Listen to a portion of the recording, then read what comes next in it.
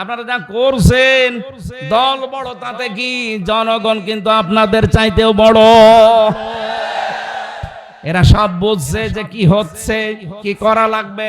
বিশেষ করে প্রশাসনে যারা, আমার মনে হয় এদের মাফ করা ঠিক না। সবাইকে না, দলীয় যেগুলো এগুলো কি মানুষের ভেতরে পড়ে। এখনো ভেজে ফুটেজ গুলো আছে, কারা করছেন এগুলো জাতি কিন্তু সব জানে। জালেমদের এত বড় শিকড় যদি আল্লাহ কেটে দিতে পারে, আপনি আন্দাজে আশায় আছেন যে এই করব সেই করব, কি করবেন আপনি? আপনিও যদি ক্ষমতা পেয়ে জালেম হন, জুলুম করা শুরু করেন, আপনার বাড়িও পায়খানা হবে ইনশাআল্লাহ। জালেমদের এত বড় শিকড় যদি আল্লাহ কেটে দিতে পারে, এখন যারা অনেকেই বিভিন্ন ধান্দায় আছেন, আপনিও যদি চাঁদাবাজি শুরু করেন ওদের মতো, অনেকে করছে দেখতে পাচ্ছি। এই কথা বলছে না কেন? আগস্টের 5 তারিখের পর থেকে অনেকে চাঁদাবাজি আরম্ভ করেছে। এই যে গত কয়েকদিন আগে গাইবান্ধার সাঘাটায় চাঁদাবাজি করতে গিয়ে কিন্তু বাধা দিয়েছিল জামাতের এক নেতা, তাকে কুপিয়ে আদা মারা করে ফেলিস। গতকালকে ডাক্তার শাহিন জর্দার ফরিদপুরের জামাত ইসলামের ওনাকে কুপিয়েছে। কারা করছেন এগুলো জাতি কিন্তু সব জানে। আল্লাহ বলেন ফাকুতিয়া দাবিরুল কওমিল্লাযিনা যালামু। কুতিয়া এটা মজুলের ফাইল জানা নেই। সূরা আনাম 7 নাম্বার পারা 12 নাম্বার পৃষ্ঠা 4 নাম্বার লাইনের 45 নাম্বার আয়াতের প্রথম অংশে আছে। আল্লাহ পাক বলেন জালেমদের শিকড় কেটে ফেলা হয়ে গেছে। কেটেছে কে জানা নেই। আপনি সারা দেশের খবর নেন, আমি তো 630টা থানা কম বেশি এবার গেলাম, সব জায়গায় জালেমদের বাড়ি ঘর একই অবস্থা। যেখানেই যাই দেখি জালেমদের শিকড় একেবারে আল্লাহ খবিয়াতান বানিয়ে দিয়েছেন, জনশূন্য। ওখানে শয়তানও বাস করতে ভয় পায়, কারণ শয়তান থেকে করবে কি, মানুষ তো প্রসাব করে, পায়খানা করে। তাহলে আমাদের এখান থেকে শিক্ষা নেওয়া দরকার। এই জালেমদের এত বড় শিকড় যদি আল্লাহ কেটে দিতে পারে, এখন যারা অনেকেই বিভিন্ন ধান্দায় আছেন, আগে চেয়ার পাই দেখেন কি করি, কি করবেন?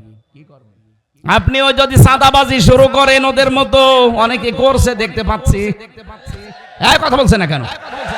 এই নারায়ণগঞ্জে বন্দরে একজন দেখলাম নিজে একেবারে ভিডিও করছে আর চাঁদাবাজি করছে, একেবারে ঠেট দিয়ে বলছে কালকে এখান থেকে চলে যাবে না, এত টাকা দিবি। আপনি কি মগের মুল্লুক পেয়েছেন নাকি? এখনো পর্যন্ত শহীদদের রক্ত শুকিয়ে যায়নি, এখনো মানুষ মরছে। এক কথা বলছে না কেন? গতকালকেও একজন মারা গেছে, আরাফাত 5 তারিখে গুলি খেয়েছিল, এই ধুকে ধুকে আজকে মারা গেল গতকাল। এখনো পর্যন্ত শহীদরা শহীদ হতে আছে, আর আপনি চাঁদাবাজি আরম্ভ করে দিয়েছেন। এ জনগণকে কি পাগল পেয়েছেন নাকি?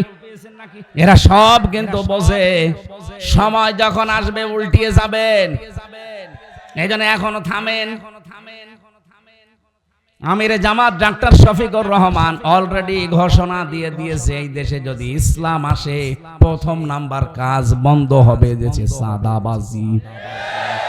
চাঁদাবাজি আমরা করি না, কাউকে করতেও দেব না, কারণ ইসলাম এইটাই, আমি করব না, করতেও দেব না।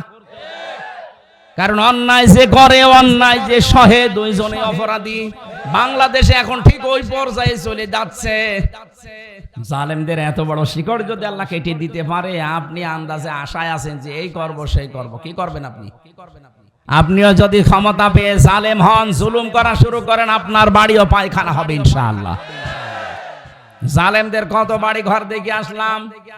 সাহেব পাড়া বানিয়েছে মালয়েশিয়াতে, সব তালা লাগানো দেখলাম। বেগম পাড়া বানিয়েছে কানাডায়, কেউ থাকে না। এ শয়তানরা পালিয়েছে, জালেমরা কিন্তু থাকতে পারে না, এত ভয়। হোটেলে থাকে, চুরি করে হোটেলে একবার যে ঢুকেছে আর বের হয় না। আমি মালয়েশিয়া, সিঙ্গাপুর, থাইল্যান্ডে যেই কয় জায়গায় হোটেলে গেছি, দেখি শয়তান দুইটা বসে আছে। কি গো হুজুর, আগেই চলে এসেছি, দোয়া করেন। কেন আপনার সে সাহেব পাড়া, বেগম পাড়া বলেন না, ওখানে থাকা যায়, পিটিয়ে মেরে ফেলবে। কি করলেন আপনি? এত টাকা পয়সা, থাকতেও পারলেন না, খেতেও পারছেন না। সালমান এফ রহমানের মতো দরবেশ 36,000 কোটি টাকা। কয়েকদিন আগে একটা জরিপ পেয়েছিলাম, এই দেশ থেকে নাকি প্রতি বছরে 42,000 কোটি টাকা করে শয়তানরা পাচার করেছে। আরে ভাই 32,000 কোটি টাকা হলে যেখানে পদ্মা সেতু হয়ে যায়, কথা বলছে না কেন? এর চাইতে তো বড় সেতু বাংলাদেশে নেই। তাও তো 3 বার বাজেট করে মারিং কাটিং করে করা, এত টাকা লাগতো না। সর্বোচ্চ 12 থেকে 13,000 কোটি টাকা হলে ব্রিজ বানানো হয়ে যায়, সেখানে 32,000 কোটি টাকা 3 বার বাজেট বাড়িয়ে বানিয়েছে। আর বাজেট যত বেশি চুরি তত বেশি। এইটা ছিল দেশের নিয়ম। খালি বাজেট করেন, বাজেট করতে পারলে আবুল মাল ছিল আর কামাল ছিল। কি আমরা পাশের জেলা কামাল, দুইটাই মাল মাল, আবুল মাল কামাল।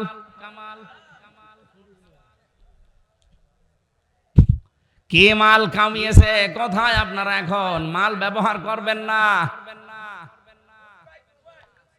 কোথায় আছেন আমরা সব জানি। জনগণ কিন্তু এদেশে এখন যে অবস্থায় আছে, অন্তত আমার মনে হচ্ছে এই দেশে কিয়ামতের আগে কোনো জালেম আর আসতে পারবে না।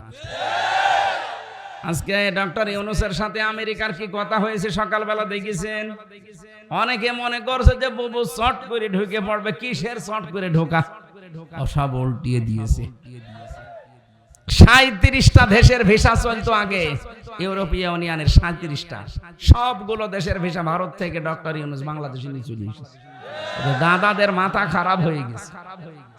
একবার বলেছিল যে এদেশকে আমরা পেঁয়াজ দেব না, আলু দেব না, না খেয়ে মরবে। ব্যবসা বন্ধ করে দিয়েছে। এখন সব বর্ডারে বর্ডারে আলু আর পেঁয়াজ পচতেছে। আমাদের পুরাতন বন্ধু যারা তুরস্ক, চীন, পাকিস্তান, সেখান থেকে এখন সব জাহাজ বোঝাই করে খাবার আসতেছে। ওদের মাথা এমনি খারাপ হয়ে গেছে। এরপরে আমেরিকার ডোনাল্ড ট্রাম্প জাতে মাতাল হলো আমার মতো, তাহলে ঠিক আছে। কথা বলছেন? 16 লাখ ভারতীয়কে বলেছে সব বিদায় করে দেব। কারণ এই ভারতের উগ্রপন্থী হিন্দুরা 2 জন খ্রিস্টান যুবতী মেয়েকে উলঙ্গ করে রাস্তায় হাঁটিয়েছে। ও ট্রাম্প কি ভুলে যাবে? ও কিন্তু একরোখা মানুষ। সিদ্ধান্ত যখন নিয়েছে বাস্তবায়ন করে ছাড়বে। ও যখন বলেছে যে আমি 16 লক্ষ ভারতীয়কে থাকতে দেব না, সব পাঠাবো, আমার মেয়েকে, আমার বোনকে, আমার বউকে ওরা উলঙ্গ করে ঘোরায় নিজের দেশে, ওদের আমি দেখে নেব, তাই করছে। আমার এই মোবাইলটা সর্বোচ্চ কল আসলে আসবে তারেক জিয়া সাহেবের পিএস এর মোবাইল থেকে। আমার সাথে জেলে ছিল এই কারণে, অপু সাহেব। আর ডক্টর ইউনূসের মোবাইলে কল দেয়, আপনি টের পান। আন্দাজে যে লাফান, ওটা মাথা না, ওটা একটা ম্যাগনেট। কিচ্ছু বলে না, হঠাৎ করে এমন কাজ করবে দাদার ধুতি খুলে যাবে। খালি বলেছিল যে 7 সিস্টার থাকবে না, ও ধুতি আছে কিনা দেখে না। মাথা এমনি খারাপ হয়ে গেছে আপনাদের, আমরা জানি। ডক্টর ইউনূস যদি আর সত্যি কিছুদিন থাকে, আর ওর যেখানে যেখানে হাত, ওকে কল দেয় চীনের প্রধানমন্ত্রী শি জিনপিং, হ্যাঁ, ওরে কল দেয় একেবারে Donald Trump, Joe Biden, Barack Obama. আর আপনার মোবাইলে কল কেউ দেয় না, আপনি নিজে নিজেই মোবাইল করেন, নিজে নিজেই রেকর্ড করেন, নিজে নিজেই এডিটিং করেন, নিজেই ছেড়ে দেন মানুষকে ভয় দেখাতে। মানুষ এখন সব বোঝে। কেউ তো কল দেয় না, কি করবে? নিজে নিজেই কল দেয় মিজান সাহেবের কাছে, যে রেকর্ড করে। আগে থেকে সব কিছু সাজানো থাকে, এগুলো সব ধরা পড়েছে। আপনি থাকেন ডালে ডালে, আর দেশের এই তরুণ প্রজন্ম থাকে পাতায় পাতায়। এদের চেনেন? আপনি কত দূর উঠতে পারবেন? মুরব্বী মানুষ, এরা আগে যেখানে তার আগে উঠে বসে আছে। সব কিছু এখন ফ্ল্যাশ হয়ে যাচ্ছে, যে আপনি যা করেন সব ভয় দেখাতে। এই উগ্রতা ছড়ায় মাঝে মাঝে মানুষের ভেতরে। মনে করো কথা শুনে মানুষ লাফাবে, যারাই লাফায় তাদের পেছনে লাল হয়। গোপালগঞ্জে এত পিটানো পিটিয়েছিল, লাফিয়েছিল কয়দিন শুনলাম, ওই কয়দিন ঢাকা থেকে গোপালগঞ্জ কেউ যাওয়া আসা করলে, বসে আসলে 300 টাকা, দাঁড়িয়ে আসলে 1000 টাকা। এই যে বাসের মালিক আছে। আবার যদি ওনার উস্কানিতে পা দিয়ে কেউ কিছু করেন, বারবার চেষ্টা চালিয়েছিল, শেষে এখন হিন্দুদের লাগিয়েছে। দেখেন না, হিন্দুরাও তো কথা শুনছে না, এখন পাগল হয়ে গেছে, বলছে আমি এই অঘোষিত জেলখানায় আর থাকবো না, আমি দেশে যাব। আসেন, আপনাকে আমরা আয়না ঘরে রেখে দেব। যা করেছেন 10 বছর 14 বছর লাগবে না, শুধু 5 মাস 6 মাস থেকে দেখেন। আপনি কিছুদিন থাকেন, এমনিতে আল্লাহর কাছে চলে যাবেন।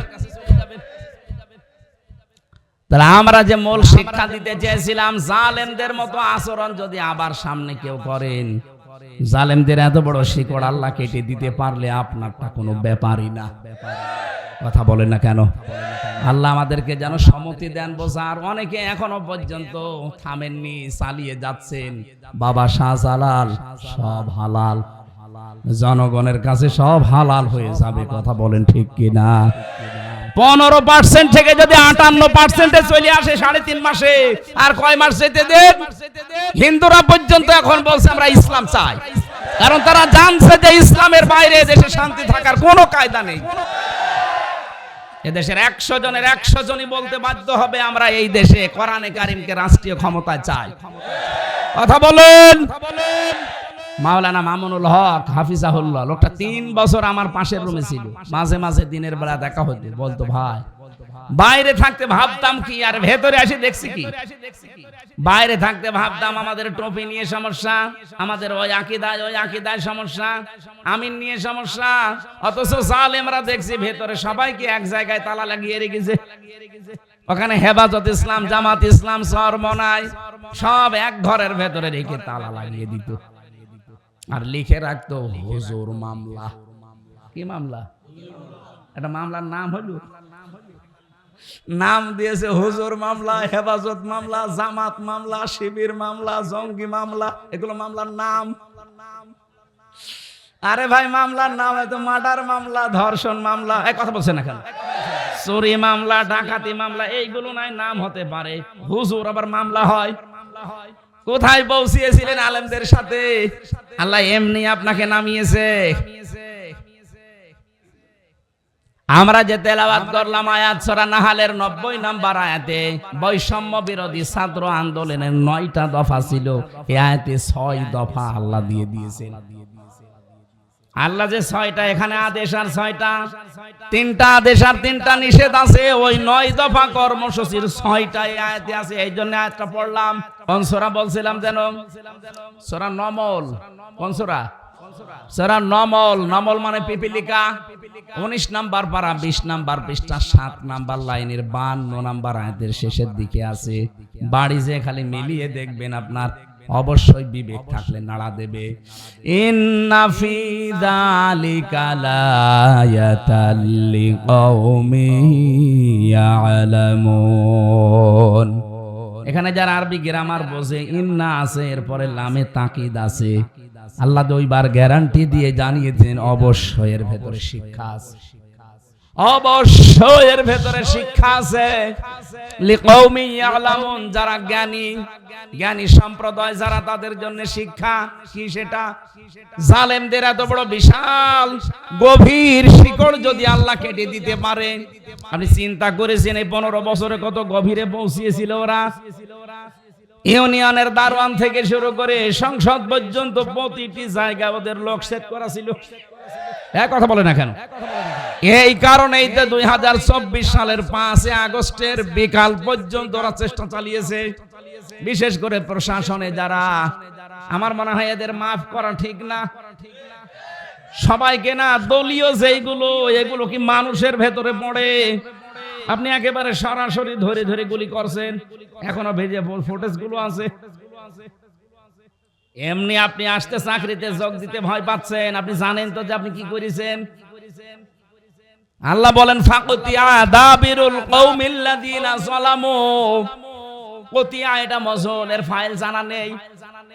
সূরা আনাম 7 নাম্বার পারা 12 নাম্বার পৃষ্ঠা 4 নাম্বার লাইনের 45 নাম্বার আয়াতের প্রথম অংশে আছে। আল্লাহ পাক বলেন জালেমদের শিকড় কেটে ফেলা হয়ে গেছে। কেটেছে কে জানা নেই। আপনি সারা দেশের খবর নেন, আমি তো 630টা থানা কম বেশি এবার গেলাম, সব জায়গায় জালেমদের বাড়ি ঘর একই অবস্থা। যেখানেই যাই দেখি জালেমদের শিকড় একেবারে আল্লাহ খবিয়াতান বানিয়ে দিয়েছেন, জনশূন্য। ওখানে শয়তানও বাস করতে ভয় পায়, কারণ শয়তান থেকে করবে কি, মানুষ তো প্রসাব করে, পায়খানা করে। তাহলে আমাদের এখান থেকে শিক্ষা নেওয়া দরকার। এই জালেমদের এত বড় শিকড় যদি আল্লাহ কেটে দিতে পারে, এখন যারা অনেকেই বিভিন্ন ধান্দায় আছেন, আগে চেয়ার পাই, দেখেন কি করি, কি করবেন। আপনিও যদি চাঁদাবাজি শুরু করেন ওদের মতো, অনেকে করছে দেখতে পাচ্ছি। এই কথা বলছে না কেন? আগস্টের 5 তারিখের পর থেকে অনেকে চাঁদাবাজি আরম্ভ করেছে।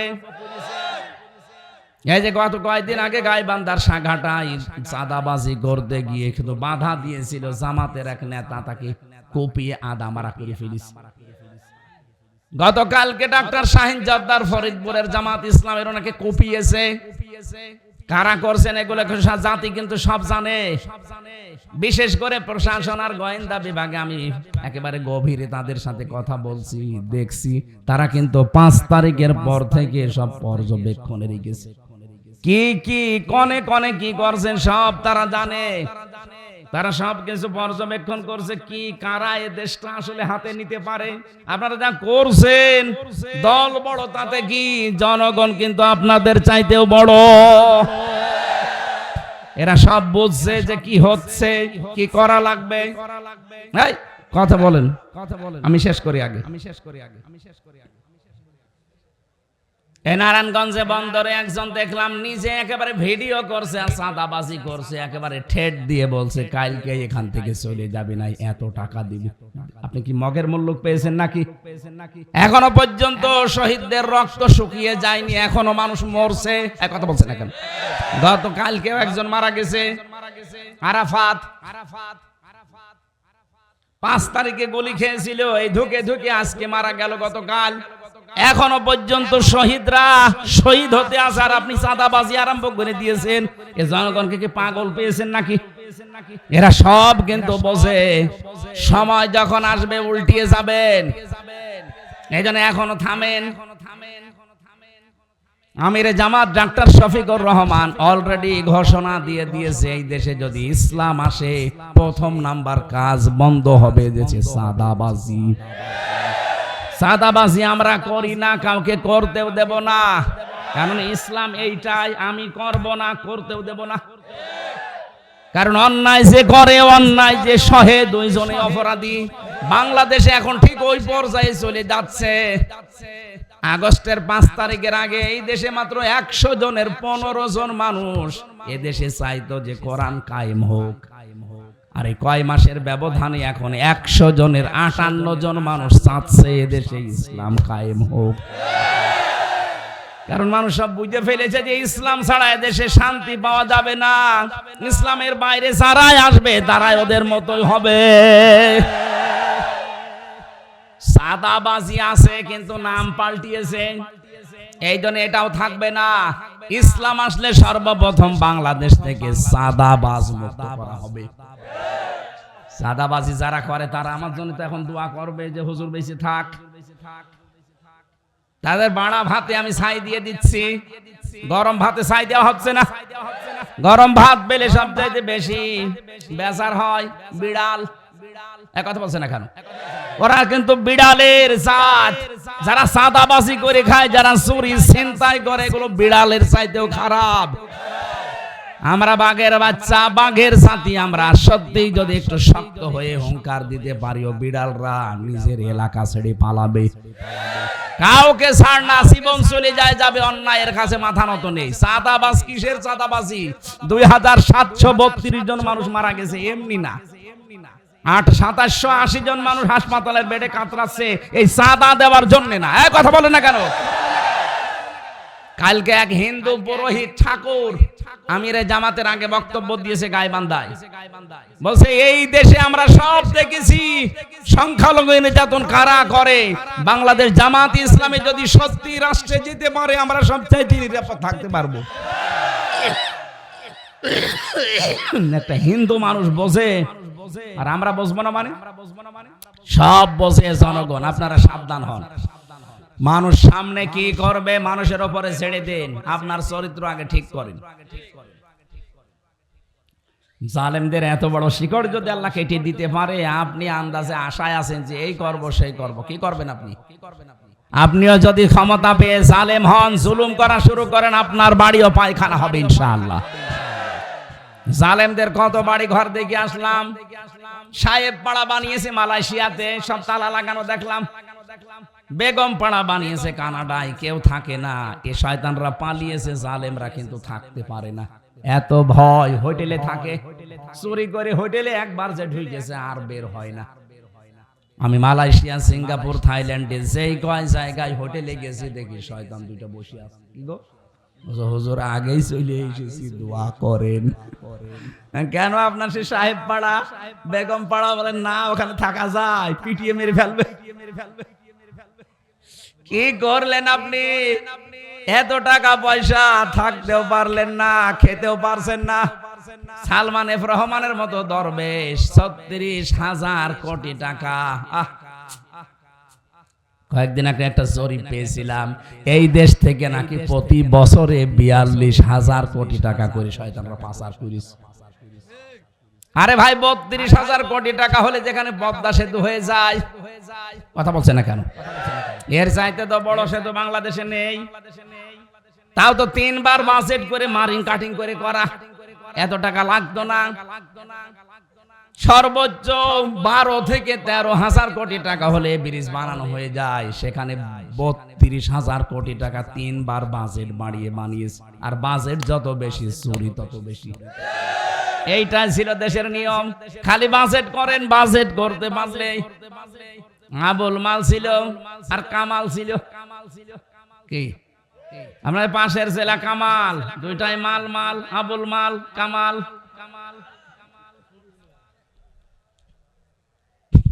কি মাল কামিয়েছে, কোথায় আপনারা এখন? মাল ব্যবহার করবেন না। কোথায় আছেন আমরা সব জানি। জনগণ কিন্তু এদেশে এখন যে অবস্থায় আছে, অন্তত আমার মনে হচ্ছে এই দেশে কিয়ামতের আগে কোনো জালেম আর আসতে পারবে না। আজকে ডক্টর ইউনূসের সাথে আমেরিকার কি কথা হয়েছে সকালবেলা দেখেছেন? অনেকে মনে করছে যে বুবু শর্ট করে ঢুকে পড়বে। কিসের শর্ট করে ঢোকা? সব উল্টিয়ে দিয়েছে। ৩৭টা দেশের ভিসা চলতো আগে, ইউরোপীয় ইউনিয়নের ৩৭টা। সবগুলো দেশের ভিসা ভারত থেকে ডক্টর ইউনূস বাংলাদেশে নিয়ে চলে এসেছে। দাদাদের মাথা খারাপ হয়ে গেছে। একবার বলেছিল যে এদেশকে আমরা পেঁয়াজ দেব না, আলু দেব না, না খেয়ে মরবে। ব্যবসা বন্ধ করে দিয়েছে, এখন সব বর্ডারে বর্ডারে আলু আর পেঁয়াজ পচতেছে। আমাদের পুরাতন বন্ধু যারা তুরস্ক, চীন, পাকিস্তান, সেখান থেকে এখন সব জাহাজ বোঝাই করে খাবার আসতেছে। ওদের মাথা এমনি খারাপ হয়ে গেছে। এরপরে আমেরিকার ডোনাল্ড ট্রাম্প জাতে মাতাল হলো, আমার মতো তালে ঠিক আছে। কথা বলছেন? ১৬ লাখ ভারতীয়কে বলেছে সব বিদায় করে দেব। কারণ এই ভারতের উগ্রপন্থী হিন্দুরা 2 জন খ্রিস্টান যুবতী মেয়েকে উলঙ্গ করে রাস্তায় হাঁটিয়েছে। ও ট্রাম্প কি ভুলে যাবে? ও কিন্তু একরোখা মানুষ। সিদ্ধান্ত যখন নিয়েছে বাস্তবায়ন করে ছাড়বে। ও যখন বলেছে যে আমি 16 লক্ষ ভারতীয়কে থাকতে দেব না, সব পাঠাবো, আমার মেয়েকে, আমার বোনকে, আমার বউকে ওরা উলঙ্গ করে ঘোরায় নিজের দেশে, ওদের আমি দেখে নেব, তাই করছে।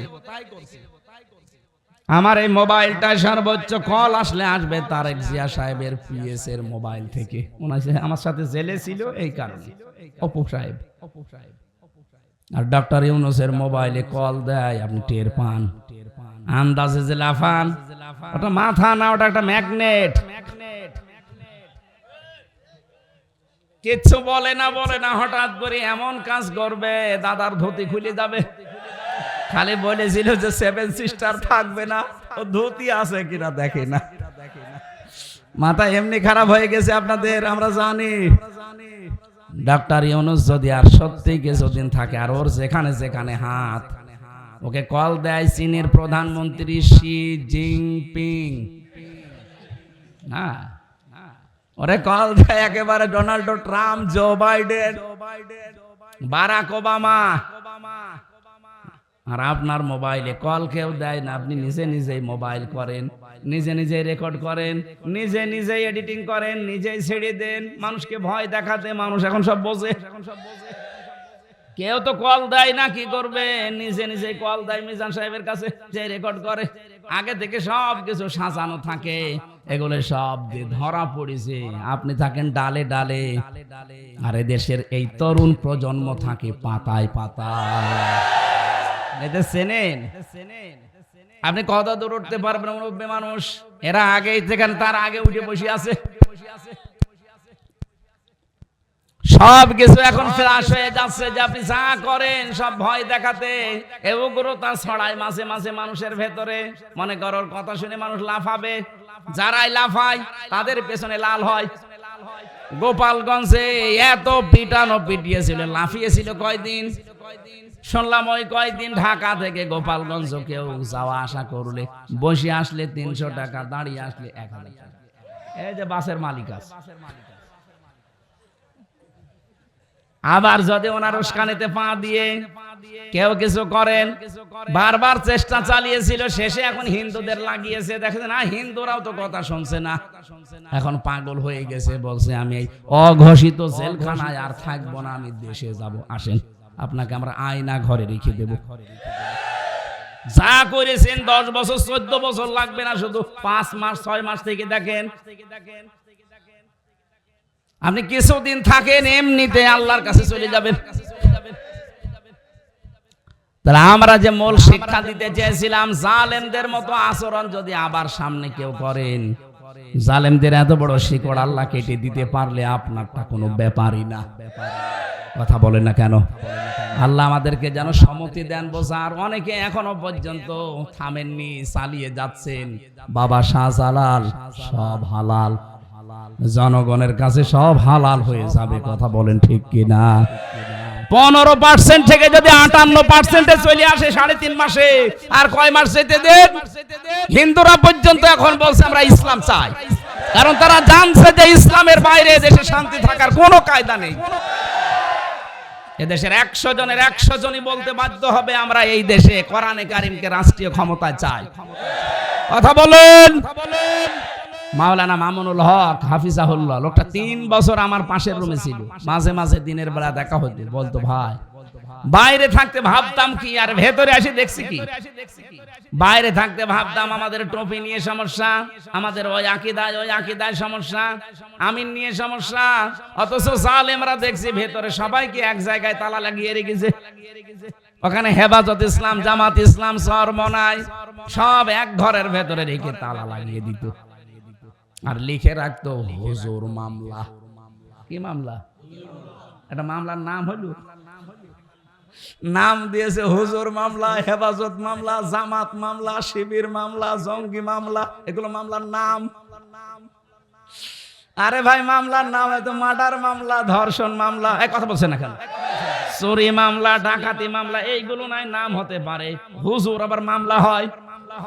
কোথায় পৌঁছিয়েছিলেন আলেমদের সাথে? আল্লাহ এমনি আপনাকে নামিয়েছে। আমরা যে তেলাওয়াত করলাম আয়াত সূরা নাহালের 90 নম্বর আয়াতে, বৈষম্য বিরোধী ছাত্র আন্দোলনের 9টা দফা ছিল, এই আয়াতে 6 দফা আল্লাহ দিয়ে দিয়েছেন। আল্লাহ যে 6টা এখানে আদেশ আর 6টা, 3টা আদেশ আর 3টা নিষেধ আছে, ওই 9 দফা কর্মসূচির 6টা এই আয়াতে আছে। এই জন্য আয়াতটা পড়লাম। আমরা তাফসীর আকারে বলতে চাচ্ছি, থাকবেন তো? এটা তাফসীর মাহফিল যদিও লেখেননি, নাকি লিখেছেন নাকি ওয়াজ মাহফিল? হ্যাঁ, আলহামদুলিল্লাহ। আর একটা তাফসীর মাহফিল আমার সামনে আছে, মাইথার দিয়া কত দূর এখান থেকে? 7-8 কিলো। 7-8 ফেব্রুয়ারি, আমি 8 তারিখে আছি না? 8 তারিখে মাইথার দিয়া আমি এশার নামাজের পরে উঠবো ইনশাল্লাহ। যারা সময় পান ওখানে যাবেন, একটা সুন্দর সাবজেক্টের উপরে গবেষণামূলক কথা বলবো ইনশাআল্লাহ। আজকেরটাও তাফসীর মাহফিল। এই আয়াতে যেহেতু বৈষম্য বিরোধী ছাত্র আন্দোলনের দফা কয়টা? 9টা। কয়টা? এর 6টাই আছে আজকের আয়াতে। আমরা এই আয়াত থেকে দেখি না, চলে যাবেন মনে হচ্ছে। এই যে মুরব্বি, এখন তো সেই মোস্তাক পীর সাহেবের মতো বারবার বলাও যাচ্ছে না, মুরব্বি মুরব্বি। এই একটা কথা ছড়িয়েছে মুরব্বী। না আমি তো ওইভাবে পারি না, ওই মুরব্বী যে কিভাবে বললো। যাই হোক মুরব্বী মারা যায়, আবার মুরব্বী, হ্যাঁ মুরব্বী, ঠিক আছে ভাই, মুরব্বী মানুষ যাক, ওনারা ডেট এক্সপায়ার হয়ে গেছে তো যাক, কিন্তু যুবক মানুষ যাবেন না, কিন্তু যাবেন, হ্যাঁ যুবক মানুষ থাকেন। আমরা তেলাওয়াত কি তো আয়াতে যাচ্ছি, এবার জবান খুলে কোরআনের আয়াতটা পড়েন। আউযু বিল্লাহি মিনাশ শাইতানির রাজিম, বিসমিল্লাহির রহমানির রহিম। ইন্নাল্লাহা ইয়া'মুরু বিল আদলি ওয়াল ইহসান ওয়া ইতাই যিল কুরবা। সাদাকাল্লাহুল আযীম। এই তিনটা থাক, 9 দফা ওনাদের এই কোরআনের এই আয়াতে 6 দফা আছে, আমরা প্রথম 3টা দফা পড়লাম। আল্লাহর ঘোষণা, ইন্নাল্লাহা, অবশ্যই আল্লাহ, ইয়া'মুরু, তিনি আদেশ দিচ্ছেন, বিল আদলি, ন্যায় বিচারের, কি বিচার? ওয়াল ইহসান, সদাচরণের, ওয়া ইতাই যিল কুরবা, নিকট আত্মীয় স্বজনদেরকে দান সাদকা করার। প্রথম পেলাম 3টা। বাংলাদেশে যারা স্বাধীন করার জন্য নেমেছিল ছাত্র জনতা, ওদের প্রথমে ছিল উই ওয়ান জাস্টিস, ন্যায় বিচার। এক কথা বলেন না কেন? দ্বিতীয় নম্বরে ছিল মানবাধিকার, ওয়াল ইহসানের ভেতরে মানবাধিকার লুকিয়ে আছে। 3 নম্বরে তারা বৈষম্য দূর করতে চেয়েছিল। কথা বলেন না কেন? ইতাই যিল কুরবা, আয়াতের ব্যাখ্যায় বৈষম্য দূর করার ঘটনাগুলো আছে, আমরা তুলে ধরবো তাফসীর থেকে। আপনারা কি থাকবেন? সত্যি থাকবেন? এবার আসেন তো আয়াতের বাংলা যেহেতু বলা হয়ে গেছে, যতটুকু পড়লাম, শানে নজুলের ভেতরে তাকান। ওই জামানায় পুরা মক্কার ভেতরে 3 জন ওসমান ছিল। একজন ওসমান ইবনে তালহা, যিনি কাবার চাবি বহন করতেন। 2 নম্বরে ওসমান ইবনে আফফান, নবীজির জামাই। 3 নম্বরে ওসমান ইবনে মাজউন। এই লোকটা পরবর্তীতে সাহাবী হয়ে যায়। বিশ্বনবী কাবার দেওয়ালের সাথে হেলান দিয়ে বসে আছে। না আপনাদের তো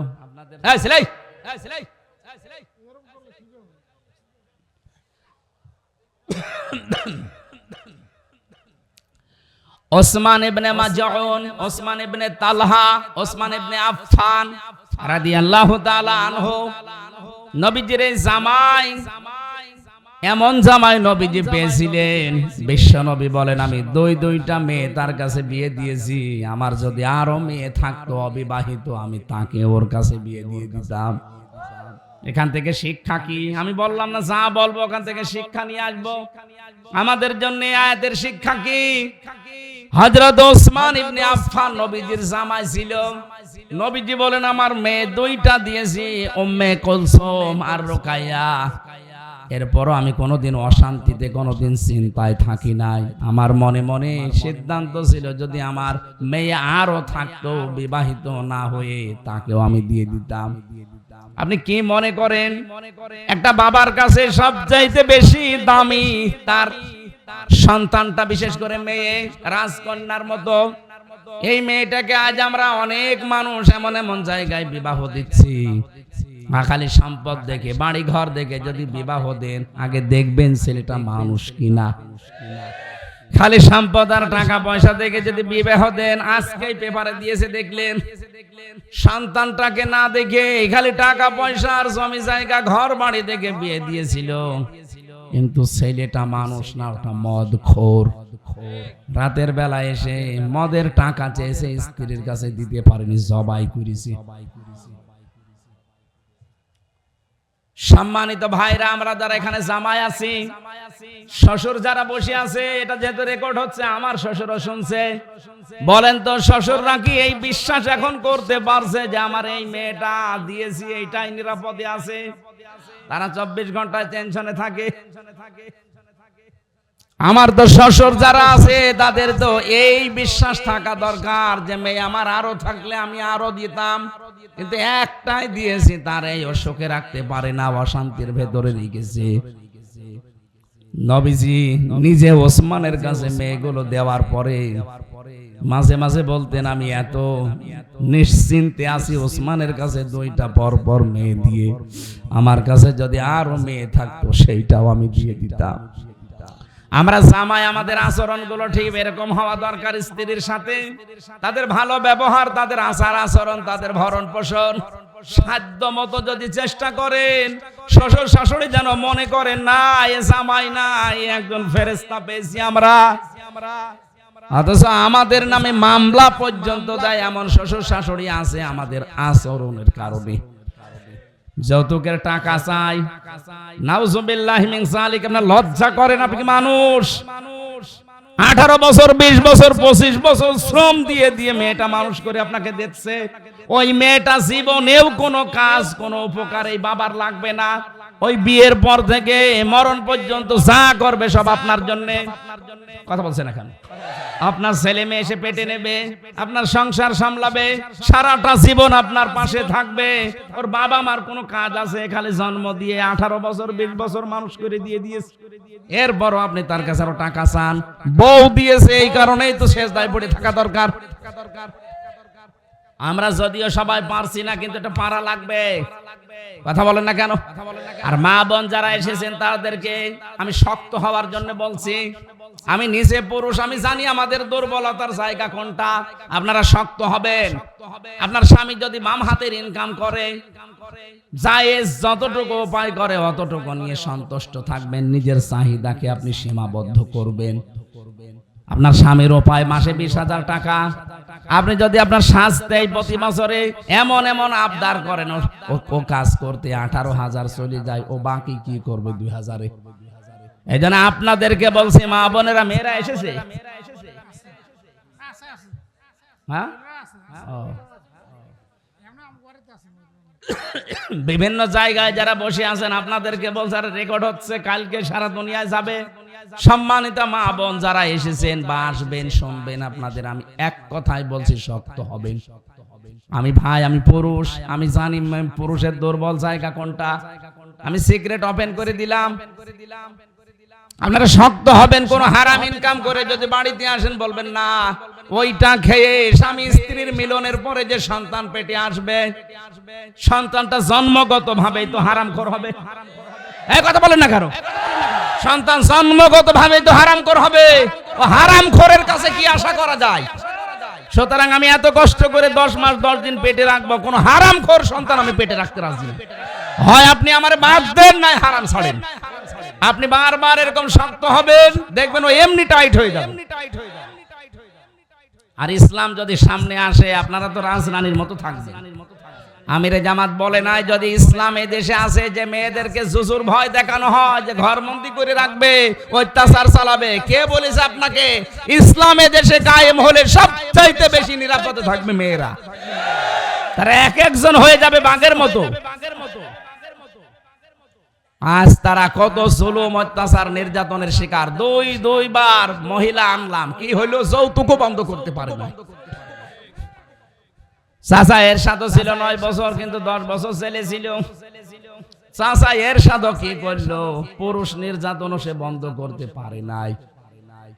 উনি যদি পুরুষ নির্যাতনটাও বন্ধ করে যেতে পারতো, তারপরও তো আমরা এখন বাঁচতাম।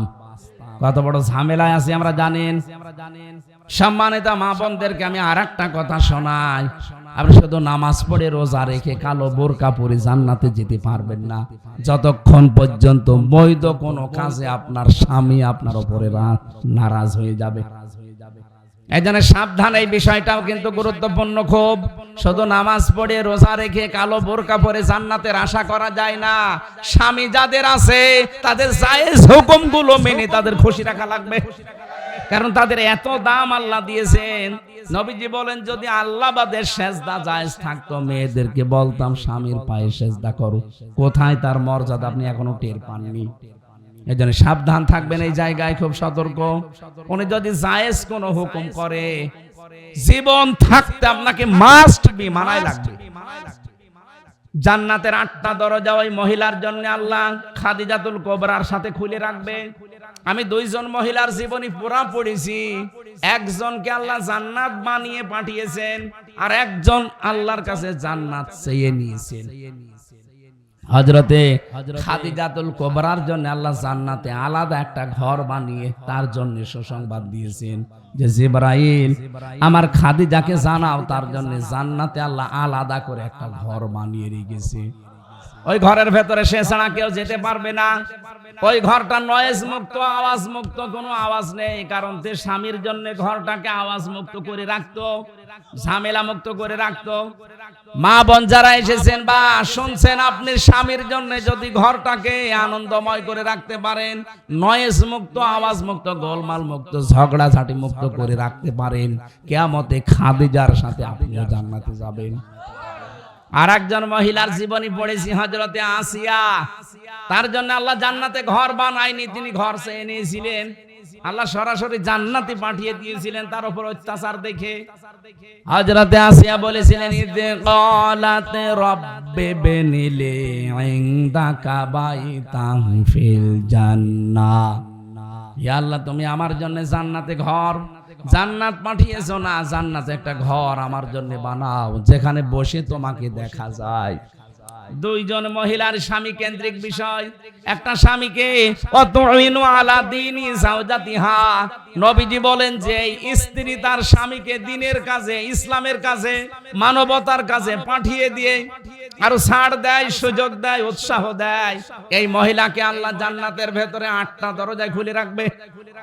ভালো করে শোনেন, অতুইনু আলা দীনি যাওজাতিহা, যেই মহিলা তার স্বামীকে দ্বীনের কাজে, ইসলামের কাজে, একামতে দ্বীনের কাজে হোক, ইসলাম প্রচারের কাজে হোক, অথবা মানবতার কোনো কাজে ছাড় দেয়, সুযোগ দেয়, আর তাকে উৎসাহ যোগায়, পেছন দরজা দিয়ে যে করেন আপনি, ওই মহিলাকে কিয়ামতের দিন 8টা দরজা খুলে বলবে যে দরজা দিয়ে পারো, প্রবেশ করো। কিন্তু 100 জনের 98টা মহিলা এই কাজ আর স্বামীর পক্ষে করে না, আরো বাধা দেয়।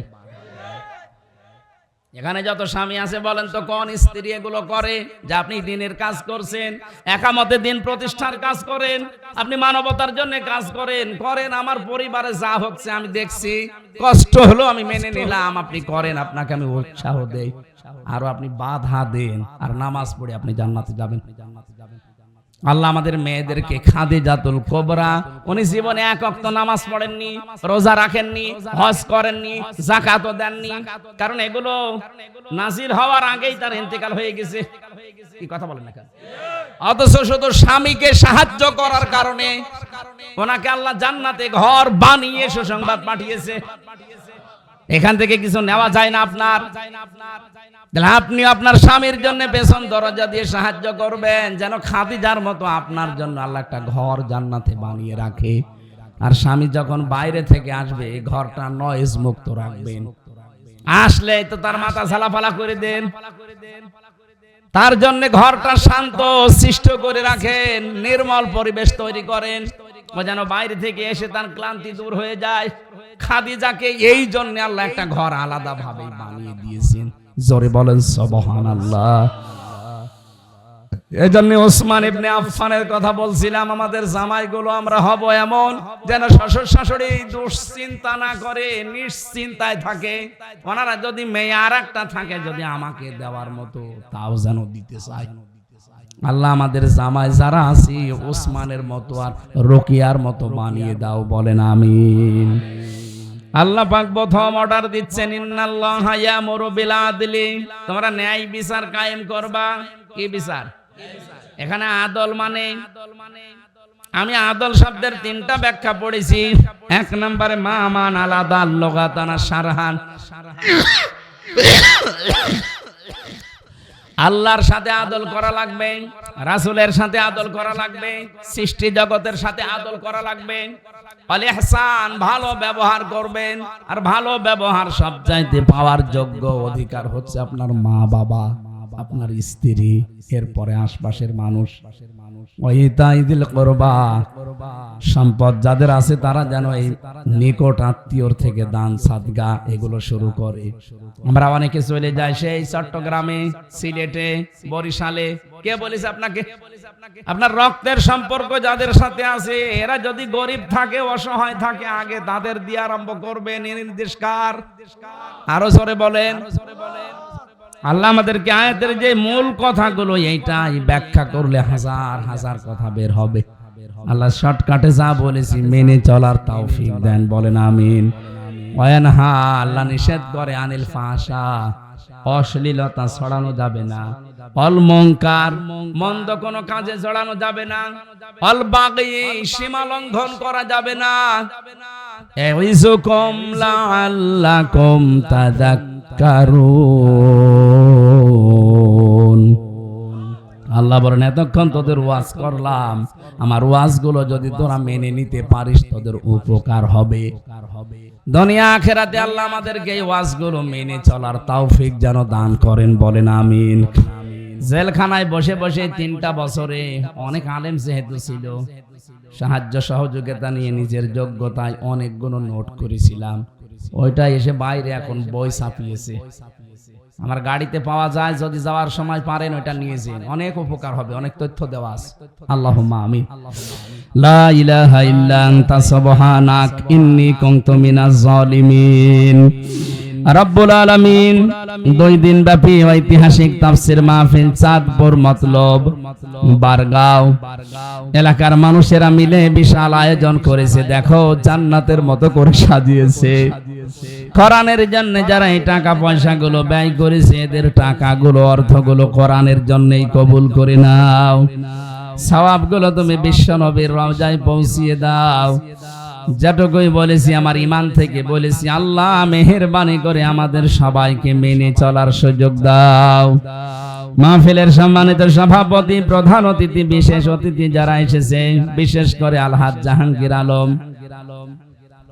আলহাজ গিয়াসউদ্দিন তালুকদার, মিজান ভাই সহ যত মানুষ দূর দূরান্ত থেকে এসেছে, মাহফিলের স্বেচ্ছাসেবক যারা, যে যুবকগুলো শ্রম দিয়েছে, আল্লাহ এদেরকে যে মা পেটে নিয়েছে মায়ের পেট খাদিজার মতো বানিয়ে দাও।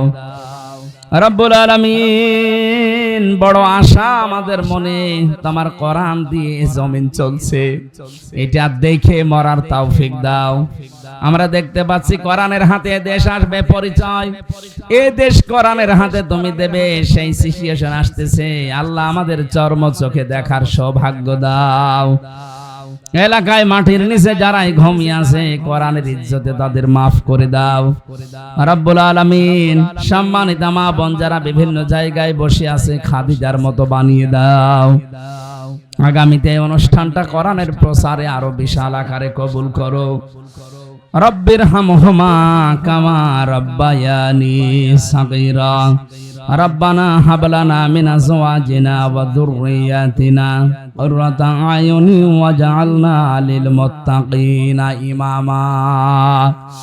কখন কার কাছে আজরাইল আসে আমরা কেউ জানি না। আজরাইল যখনই আসবে আমাদের কোনো দুঃখ নেই, যেন এই কালেমাটা আমাদের মুখ দিয়ে বের হয়, লা ইলাহা ইল্লাল্লাহু মুহাম্মাদুর রাসূলুল্লাহ।